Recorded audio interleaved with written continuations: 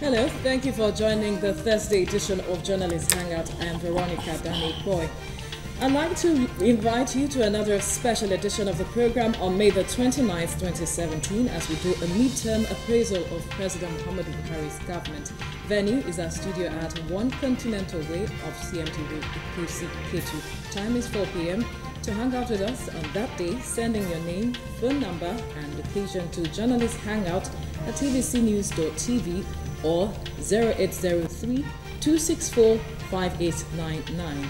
I look forward to receiving you then. But today, on the Hangout, CBN Governor shuns House of Representatives' invitation on probe of Ikoyi Gate. Pathologists refutes claim that Senator Isiaka Adeleke was not poisoned, and hundreds arrested as Boko Haram infiltrates Damboa IDP camp. We will be hanging out with Babajide Kolade Otitoju and Akinola Afolabi. Thank you, gentlemen, for coming on today's edition. Thank you. Journalist Hangout starts now.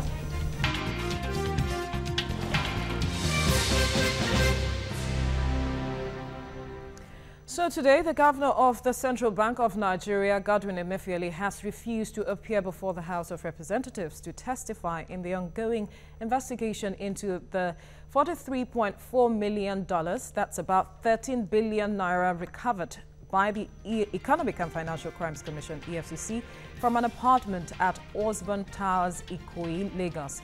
The House Committee on National Security and Intelligence had summoned Emefiele 3 times alongside the suspended Director General of the National Intelligence Agency, the acting chairman of the EFCC, and the National Security Advisor, that's Major General Babagana Monguno, retired, to testify. The third sitting of the committee was yesterday. Emefiele wrote the lawmakers to say that it was inappropriate for him to come because it would be in breach of the National Security Agency's Act. Now, I'll start with you, Akinola. Is this a setback for the investigations? It's quite... the third time he is refusing to appear. I think it's quite embarrassing as far as I am concerned in the court of public opinion, because in the first instance, he has appeared before the Presidential Committee on similar issues. And then he felt it was very important for him to appear then, at least for executive reasons. Now, this is a legislative and statutory rule of the House. The House is empowered under the law to invite anybody, however highly placed the person is, to state something as far as national issue is concerned. So if the CBN Governor is feeling in a way that it's too big for him to... So he said he feels it's a breach. No, it's not a breach. Because, of course, we have freedom of information, which, of course, is superior. We are in an era of information where information is no longer something secret. Because, of course, the issue on ground is already in the public domain. Of course, but there are laws. There are laws, but that same, what is good for the goose is also good for the gander. That laws did not... what was the effect of the law when he appeared before the Presidential Committee? Was that law in existence or not? So I think the issue is that we have to go back to history and make some analysis. In the first instance, you remember that the former CBN Governor appeared several times in the Senate and all that, on several national issues and all that. And again, you realize what happened to him. I think the Central Bank Governor of the Central Bank is watching the body language of the executive. Because, mind you, the executive has a right to fire. The former governor of Central Bank left unceremoniously because the executive was not happy with the way he was doing things at that time. So logically, and by any school of thought, by any syllogistic thinking, one is watching that if he found it very difficult to, dance to the tune of the executive in this situation, something else might also happen. Because, mind you, he did the transfer and he authorized the movement of that money not in this regime, in the previous regime. Yeah. So technically, he appeared guilty. So if he danced against the tune of the power that be, now, it might be very difficult for him. And take for instance, the House of Representatives also made, I think the person representing the Zamfara State at the level of the House of Representatives made it clear that the separation of power is very important in the democratic system. If you appear before the executive on similar issue, I see no reason why you should not appear on legislative issues as far as this government is concerned. So to me, he doesn't have any moral reasons to even stay there. And again, Nigeria also deserves some right to some answers.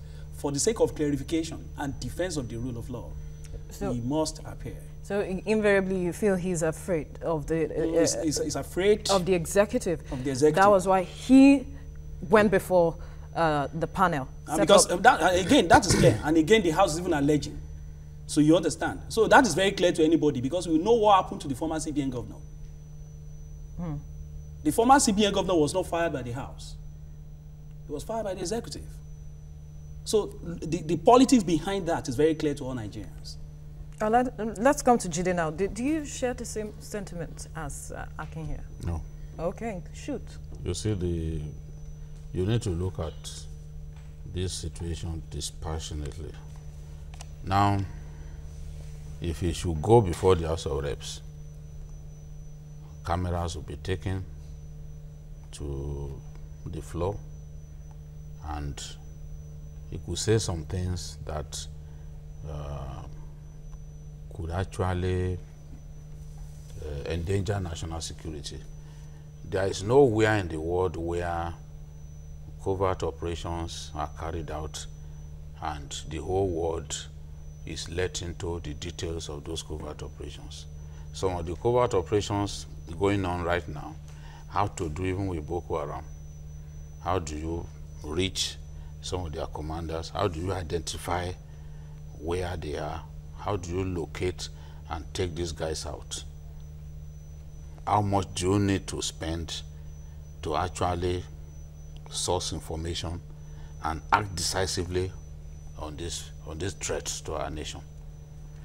I don't want to go into too much details about this NIA thing, but I know that the NIA can sometimes carry out even infrastructure projects, infrastructural projects that will be known probably only to the first family, maybe an hospital where the president or someone could be taken to without the knowledge of the rest of us. That's why I'm saying that I don't want to be pushed into saying certain things that I'm privileged to know by my years of experience as a journalist. But if the House of Reps would say, look, whatever information comes out of this sitting, we will shut out the press, we will not let people know. Then Emefiele has every reason to attend. But if you cannot give that guarantee, remember that people like Professor Bolaji... we need to hold the thought because we have to quickly take this break and return to talk more on this topic. Stay with us.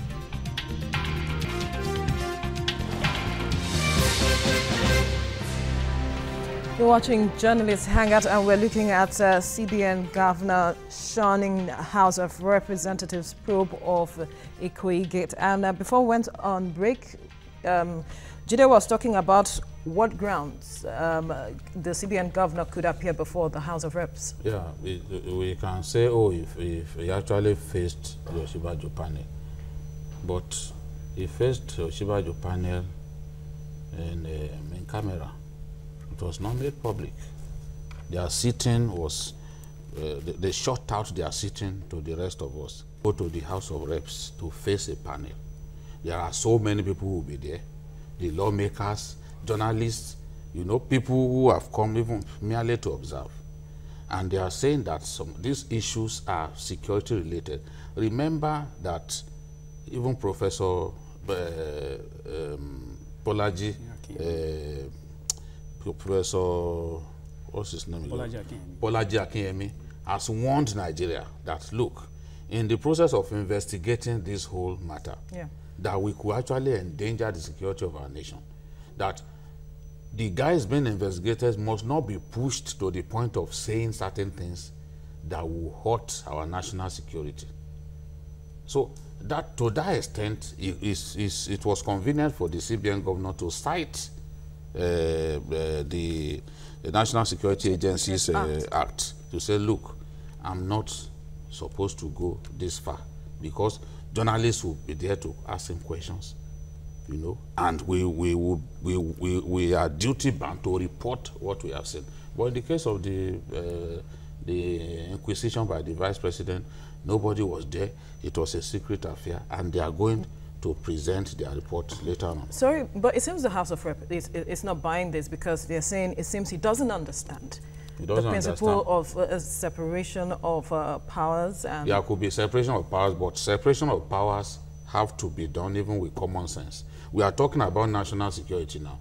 With a gun to my neck, you cannot push me as the Senate or House of Reps to divulge security information in public. You are not going to succeed. Even if you push me to the brink, you are not going to succeed. Because that is the point that these guys are making. And people like Bolaji Akinyemi, they are not fools. And you look for not many Nigerians who are as decent as that man. He has an impeccable public record. So if he's saying that, look, there are national security issues related to projects carried out by the NIA, and that we must be careful in divulging information about such projects. I've already given a hint. I don't want to go far. Nothing will push me to go far on this program because it's a privileged information that I have about some of the functions, some of the things that the DSS, for example, could do, that the NIA, for example, could do. So you don't expect it for them to say, okay, you have carried out some covert operations. Come and give us information about covert operations that you've given out. In the US, does the FBI announce to the world, or even the CIA announce to the world, oh, we are carrying out some covert operations against some terrorists in the Arab world? Do they announce to all of us? Of course they don't. No. What are we even talking about? This whole matter, the NSA, because we are emotional, we think that, oh, money is missing. But the NSA is saying that he was aware that the money was kept there. And he's saying that the president was aware. And there are letters, already letters have been released to show that there was actually communication between the NIA boss and the NSA. And the NSA is even acknowledging the satisfaction of the president about the projects. So there are many things that Nigerians do not know. And because we've been fed with half-truths, we are now left to be groping. Oh, what could be the reason? Somebody stole this money. I saw a picture of a woman. They said that woman was the wife of that man. Only for us to realize it. They just went to the internet and brought a picture and said that was Oke's wife. I think there are certain things we also must be very careful with. Okay. Nigeria are asking for such huge amount of money. 13 billion naira. It's not a joke. It can't be a joke. Because the CBN governor is not a security advisor. He's a custodian of, you know, the monetary policies of Nigeria in a way. So Nigerians have every right to ask questions about how and so there are some questions you can ask that your own answers will cleverly exonerate you from whatever questions anybody is asking. You are not being asked as a chief security advisor of the Nigerian state. You are being asked as the governor of the central bank. When you go to those places, you never can determine the kind of questions that they will ask. Because he's assuming the jurisdiction of a lawyer. If they, I'm saying, no, but the thing is, look, this is a security matter. If the man has, and he said, look, even the vice president has investigated this matter. Why is the National Assembly always waiting? When they see that there is an agency of government investigating something, it is at that point that they too will be calling. What were they waiting for? If they discovered that this money was there in the first place, and they started this probe, nobody will quarrel with them. But simultaneously, somebody is being investigated. This thing is being investigated by the president, by the acting president. So there is no need for you are now you are not prepared to wait to see the outcome. If you wait until you see the outcome and you are not satisfied, you can say, oh, based on so reasons, we are conducting our own investigation. But you want to be doing investigations simultaneously with what Oshibajo is doing. To what end? And it's not the first time this is happening. It's not the first time. That we must not hold brief for any memo, because if the memo written and the correspondences exchanged so far, yes, you did not indicate the location of the money. Because you did not indicate the location of the money. And under Nigeria, you cannot indicate location. That location is wrong. Why should somebody announce where money is being kept? That place is it would be ridiculous. No, that because location, you assume that it is never done. And I'm telling you that even outside Nigeria, those kind of houses exist. It's a natural thing. Even go on Google, just type it. You will see that it is not an abnormal thing. You will not even think that, oh, that money is there. Somebody makes money available for you that you want to do certain things. You don't have to announce where the money. If you can announce where the money is, then you can as well go to Oshodi and say, look, I have money. Oh yeah, come and take. If it's not abnormal, why would the EFCC go there? The EFCC was told. If you read Vanguard some weeks back, you understand? Even Alhaji Lai Mohammed said that they were told that that money belongs to the NIA. Yes, the former boss went there to tell them that this money belonged to them, that they shouldn't go ahead. Yes, Alhaji Lai Mohammed even said it in Vanguard. Look, they were told. Under the current, you still went ahead. Under the current monetary approach of the federal government, we are operating under Treasury single account. All right, if you could just hold on, we have money. a caller on the line. Released since the last administration. We have a caller on the line, Aremu from Kaduna. I hope I got your name correctly. Areo, yeah. Go ahead. Go ahead with your contribution.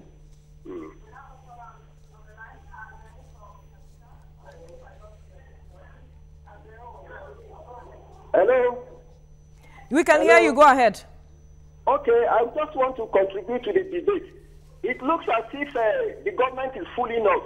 If the chief security officer, hello? Yeah. Let him continue. We can't hear him. What's the thing? Ariel, okay, you could call back again. Okay, so Akin, you can go ahead with your contribution. So what I'm saying is that in the security operation in Nigeria, there should be, they can share intelligence information, they can share issues, among themselves and all that. I want to believe that we are operating under Treasury single account of the federal government. Even if that money was released in the last administration, for you to keep such huge amount of money against the established rules of the Treasury single account in Nigeria, I can't reconcile it. No. That's not how Treasury single account works. That's not how it works. Treasury single account, when the money had been released by the CBN, so which Treasury single account are we talking about? Treasury single account talks about the ministries, agencies, parastatals having account with the central bank. That's what this is a situation where the central bank has released money. When there was no it was this government that started Treasury single account. Yes. And when you've already released money, it's just like the army now. The army now in the northeast. They are releasing money for combat operations. You expect Treasury single account to operate every time? No, you can't. They won't be able to fight because sometimes, look, I've been in situations in which an agency or government, because you have to apply, bureaucracy gets in the way. For months, even that money doesn't get released to you. How do you fight that kind of war in the northeast if Treasury single account is applied 100%? So it's not even applied 100% in all cases, and it has to do with accounts, not money that has been released by the CBN. But it will be a different story today. If that man has been relieved, if the NIA boss has been relieved of this job before now. No, let him face the case. He's been probed. Let us see the report of the Vice President's committee. I'm much more interested, and I have so much faith in the Vice President. I know he will do a decent job. Let us see what he comes out with. If he finds them guilty, as he did here in Lagos, did an excellent job of exposing corrupt judges, he kicked them out of the system. If he finds them guilty, I will abide by it. But even based on letters between Monguno, the NSA, who should know, who oversees, who in the exercise of his oversight functions, superintends the National Intelligence Agency. The correspondence between them shows that Monguno knew that that money was there. So, you see, it's just a matter of time. The whole truth will come out to Nigerians. And Nigerians can't You wait cannot, to see on that. May 17, Monguno wrote to telling him that the president was satisfied with even the covert operations that took place. He said, detailed brief of this exercise was rendered to the president and commander-in-chief of the armed forces, who expressed satisfaction on your agency's foresighted disposition on the development of its critical infrastructure. We'll have to read more on this when we Yeah. return from the break. We'll read more of what was said or what was contained in the correspondence. No, when we I will return go further. from the break. Stay with us.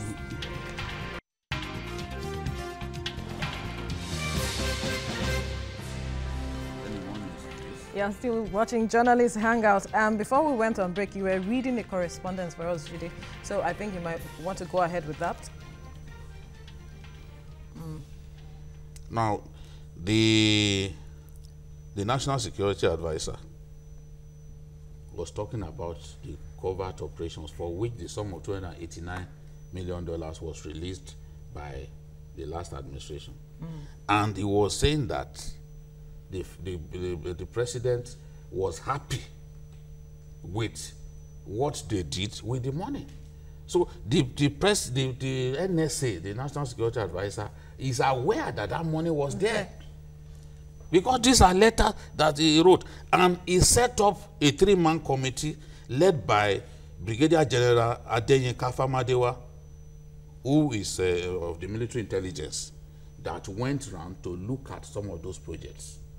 That's why in this world you must keep documents. This is very. Because This is, If he didn't have the documents. this man, if the NIA boss did not have proof of correspondence between Monguno and himself, people won't know that people were aware. But I had known for some time, after I read the Vanguard, that the NSA was aware that that money was there, and that the EFCC was told not to raid that place, that it belonged to a sister agency.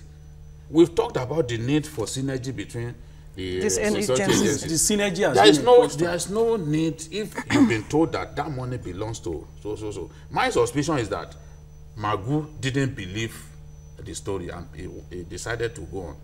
Now, if the federal government, if this investigation proves clearly that this money actually belongs to the NIA, as everything is pointing to it now, then the president will be compelled to release the money back to the agency that owns it. And we will have seen that the EFCC had merely embarked on a wild goose chase. Now, if they return that money, where would the location of the money be? Because, of course, you cannot reconcile the location of the money. It depends. And You the cannot building. now put the money there because They have now to change location. Everybody is aware that there was That place was a place. was not bought in NIA's name. Yeah. The place where the money was kept. They don't have to buy in NIA's name. You understand? You see, even the building. For security reasons, even possibly. the building, you will not know. But for security reasons, you that will money not is too know. huge. Too huge. It's too huge to be that place. It's for an operation. Do you know how much they buy? Do you know how much they buy some of those weapons? The chief of air staff has told us that in a month they spend 400 million on fueling bombers, 400 million plus fueling bombers that they use in the Middle East. Military expeditions cost so much money. Only one aircraft, the American B-1 bomber, is more than $1 billion. One plane. But I think along the line, we must learn certain things about the synergy of agencies. Security agencies. Okay. Because, of course, it will be embarrassing to those agencies if things are unfolding this way. And if an agency of government is told that, look, this money actually belongs to another agency, all you need to do is try to investigate. Don't rush to go and break down their walls. In fact, when I was reading that story in the Vanguard, the NIA officials said they restrained themselves. It will have been led to a shootout because, contrary to what Nigerians knew, there were NIA operatives guiding that building, and they had guns. Really? So there could have been a shootout. It could have been a bloodbath. So, in essence, are we saying that the House of Reps should put an end to the probe that they are trying to carry out? No, they are carrying out. Leave other people who are facing them. As far as I was told, the CBN Governor has given his reason.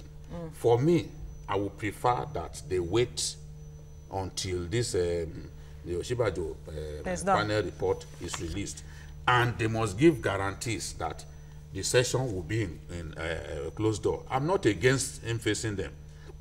I think that he should face them, but it should be a closed door session where if there is any need to divulge secrets of our nation, it will not be divulged in the open.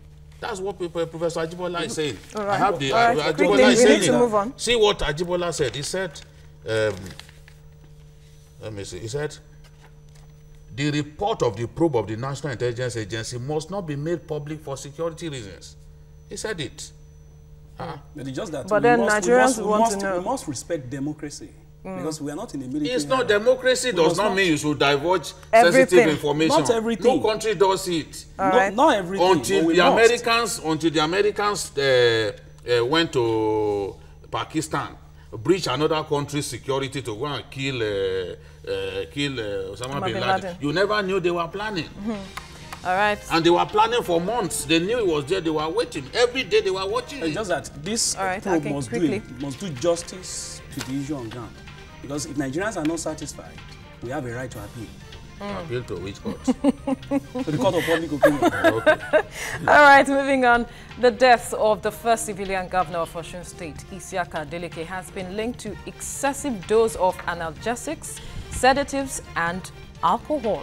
This was revealed as the pathologist who conducted the autopsy on the late Senator Sholaja Olufemi testified before the coroner inquest on Wednesday in Oshogbo. Olufemi, who works at the Ladoke Akintola University of Technology Teaching Hospital, Oshogbo, also refuted the notion that the late Adeleke was poisoned, saying that there was no trace of poison or heavy metal in the examined body of the deceased. I'll start with you, Akin. Coming out to say excessive dose of analgesics, sedatives, and alcohol was what was found. Yeah. I think, first of all, condolences to my state of origin, because, of course, I'm from Ikwetu-Jesha, in Orade local government. When I was young, I was privileged to witness the first engaging democratic campaign of the late Adeleke in those days. He was the first civilian governor of that state.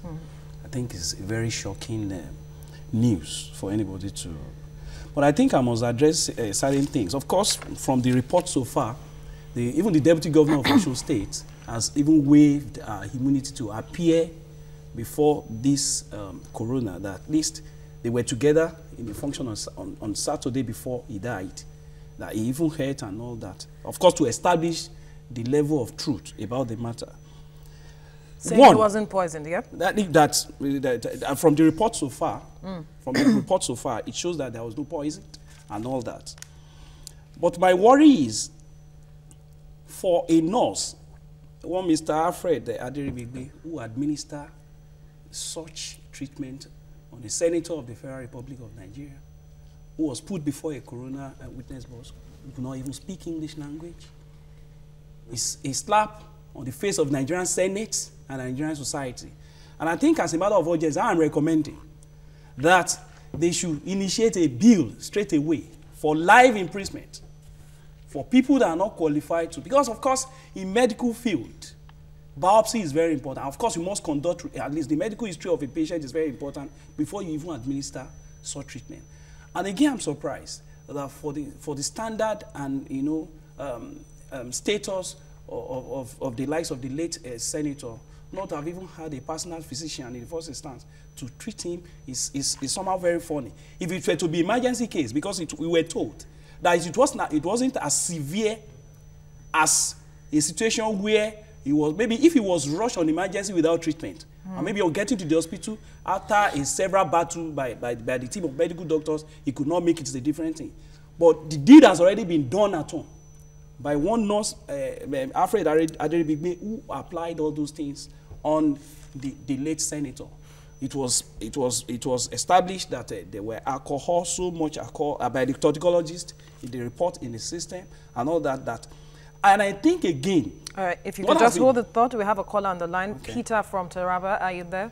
Go ahead with your contribution. Yeah, good evening. Good evening. Good evening. So, what I want to chip in is about the chapter you people just passed, about the NIA issue.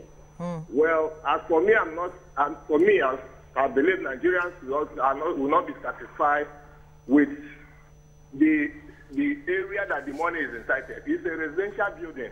We are copying many of our programs from America. I think in America they will not use such a building for such a issue. To store money in such building, a residential building, which you know that is not the NIA. Not some people which are outside the NIA within the party then would know that the money is there.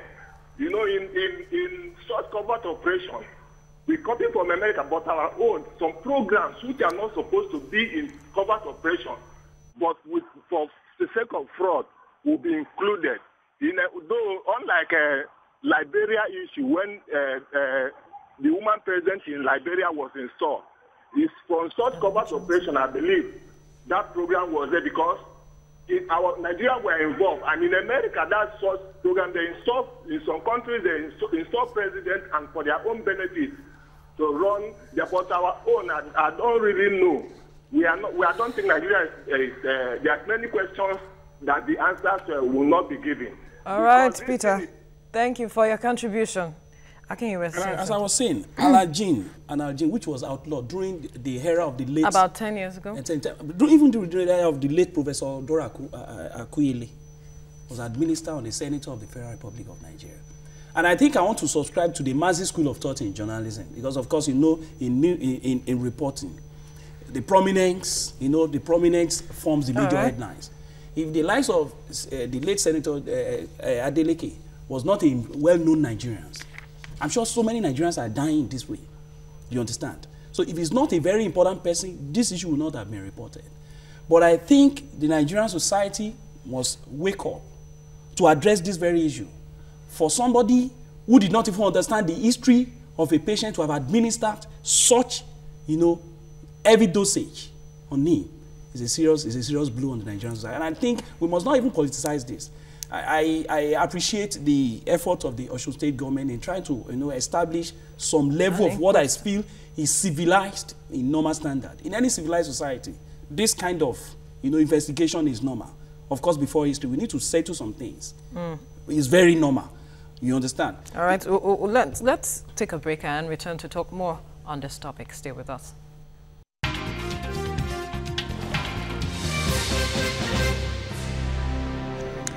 All right, still talking about Senator Isiaka Adeleke wasn't poisoned as the pathologist report, and Akin, you were, talking... in my own opinion, I just feel that one should not be reckless again with the kind of people you hire to treat you.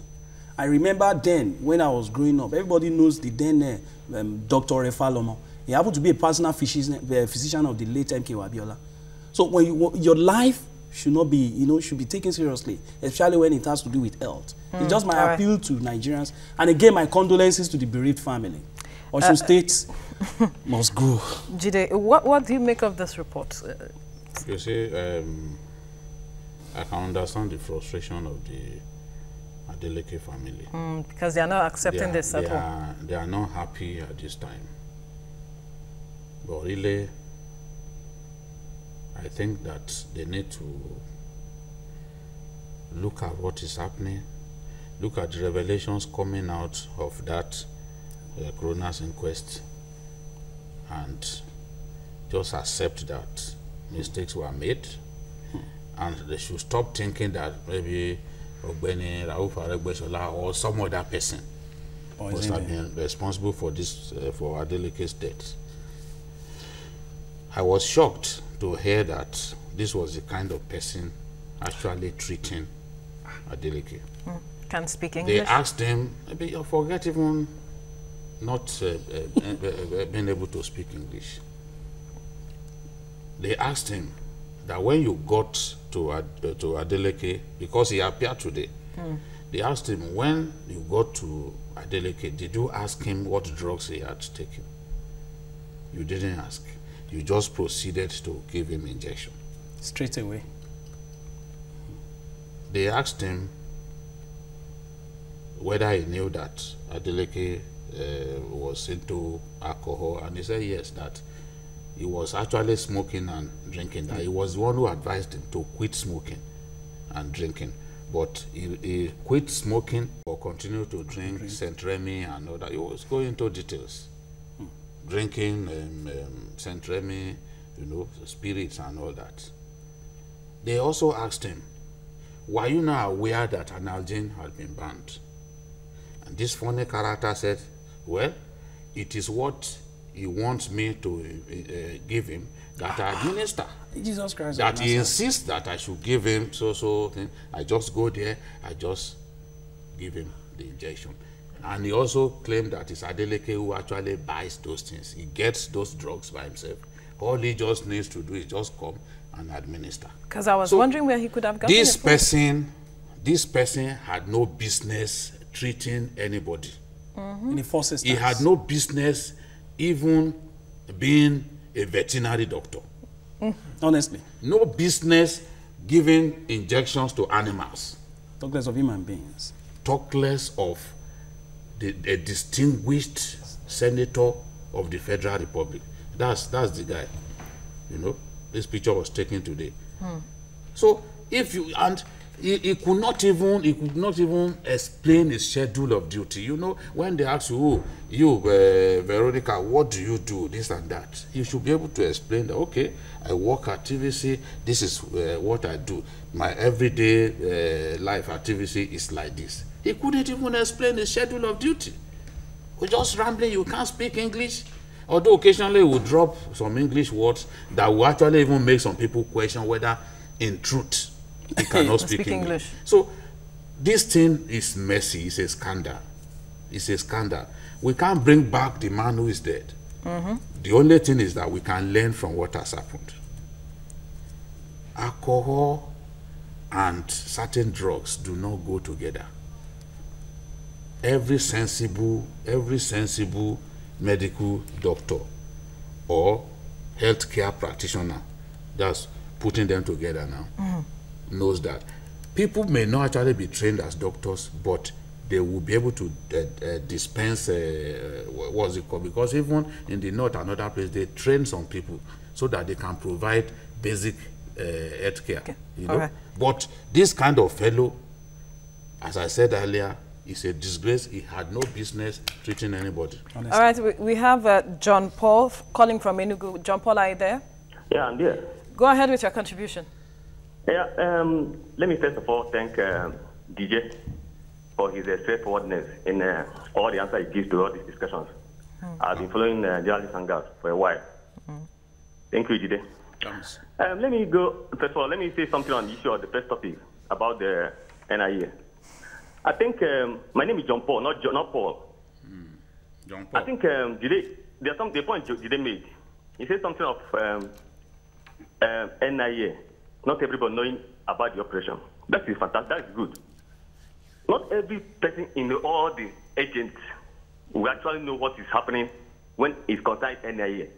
But the people, the character, the main characters in the head of agencies, security agencies, are the ones that ought to know that such operation is going on. So they be aware not to budge it or divert information on that aspect. Now coming to aspect of Adeleke, well, may he so rest in peace. I'm so sorry that it has happened. But let me say the fact. Sometimes, so let such things happen. So the Nigerian government or the ones we say that they are the people considered of our authority should be proactive in what they are doing. This thing has been happening every day, not just because it happens to Adeleke. It happens every day in our hospitals. But none of these people will take it so serious. But now it has happened to a prominent Nigerians will now take it so serious. Let me tell you that I am pleased to know this thing. Most of these high politicians take hard drugs in a hidden places, but you don't know. But you will tell their nocturnal doctors or what doses to come and administer these banned doses drugs. And when things happen, it is those people that will suffer. And I believe that is the case of Adeleke. I know of a highly political figure. He's not late now. He smokes what they call an Indian hemp. But I think I'm pursuing to be a position as well. But he doesn't do it in public. He does it in his own when we sit down to hang out. Understand? I don't want to mention that name of somebody having is a security issue. All right. I'm trying to tell you what. John Paul, thank you for your contribution on Journalist Hangout. Okay. Let me add that this same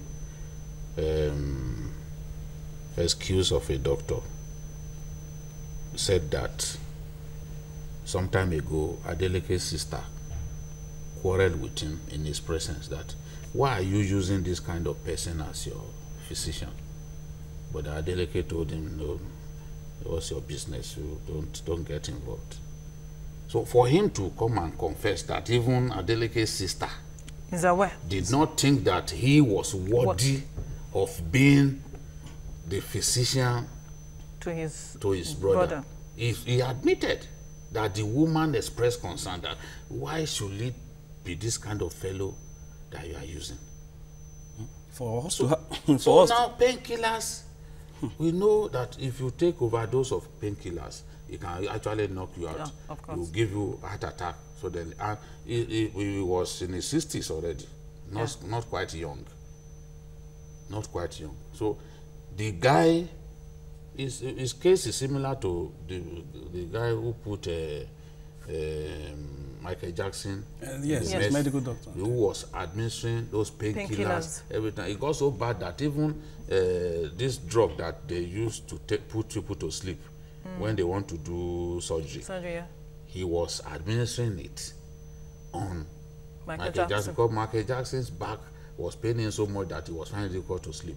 So normal painkillers were no longer working on him. He had to go for this one that puts people to sleep, and he was administering, and he had so much of it in his system.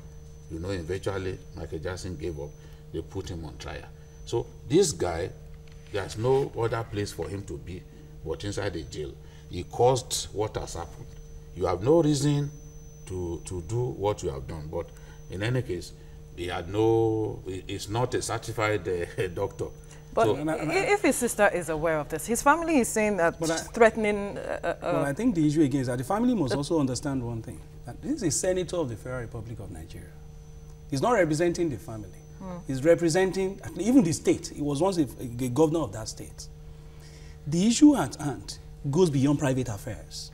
It's a lesson for all Nigerians, and I think people at the helms of affairs should take their head so serious, because what has happened to you now has equally affects so many things democratically in that state, even the lives of so many people. You understand? Politicians want to keep awake for hours, meetings and all of that. They want to remain strong, and the human body needs rest. You must rest when you need to rest. Otherwise, in fact, part of why people have kidney issues is because they don't even get adequate rest.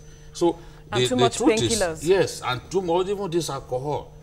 Alcohol destroys the systems in the body, all those organs. And I think again, the vital organs in the body, alcohol destroys them. All right, quickly, we have the last caller. Abu from Kogi State, are you there? Yeah, I'm there. Go ahead with your contribution. Okay, good evening. Good evening. Yeah, I appreciate your analysis. I'm very much happy to hear this from you people. Yes. You see, I'm not surprised from what happened.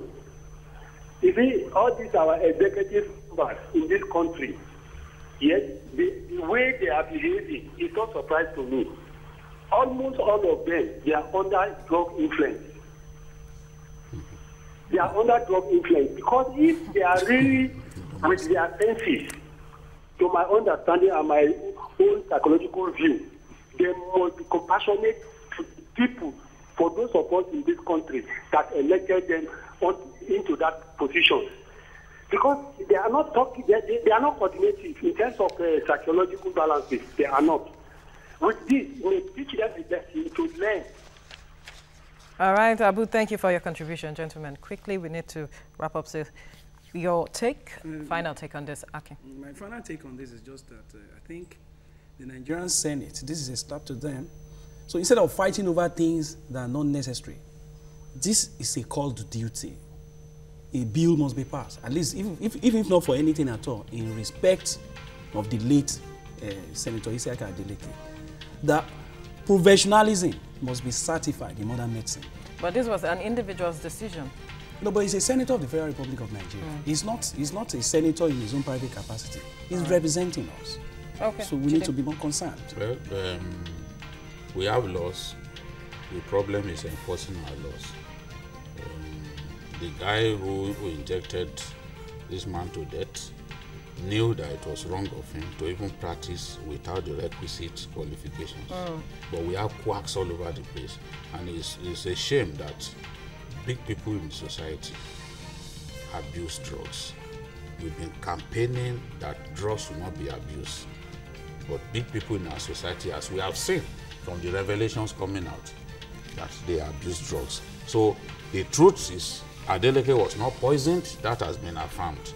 He died of acute overdose of analgesics. So that fact has been established. I think everybody should accept that this is what happened. This is how this man passed on. And let's learn from there rather than politicize threaten legal actions. Thank you, gentlemen, for coming onto this edition of Journalist Hangout. Thank you so much. Thank you very much. Well, that's all on Journalist Hangout. Join us tomorrow for another interesting episode of the program. Watch the repeat broadcast tonight at 11. You can also watch Journalist Hangout on YouTube at youtube.com/TVC News Nigeria. Our feedback channel is Journalist Hangout at tvcnews.tv. I am Veronica Danny Boy. Bye for now. God bless Nigeria.